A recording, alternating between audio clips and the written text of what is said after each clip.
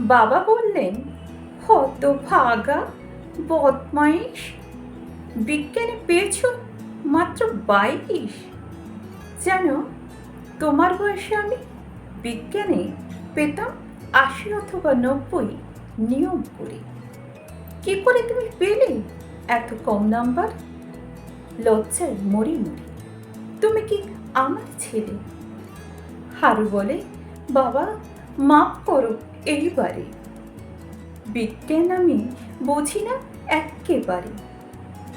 এবারে প্রশ্নটা এসেছিল বড় কাঠখোট্টা, তাই লিখতে পারিনি এক ফোঁটা। বিদ্যুৎ আর বজ্রপাতের পার্থক্য কি কি? এত কঠিন প্রশ্নের উত্তর আমি দিই কি?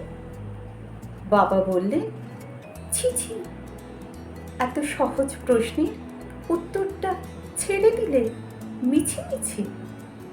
প্রশ্নটা অতি সহজ এবং খাসা। তোমার মাথায় যে গোবরের ঠাসা। এটা জানো না, বজ্রপাত আর বিদ্যুতের মধ্যে পার্থক্য কি?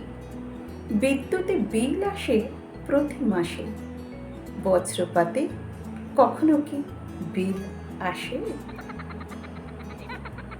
একটু মজার কবিতা, আশা করি ছোট বড় সকলেরই ভালো লাগবে। নমস্কার।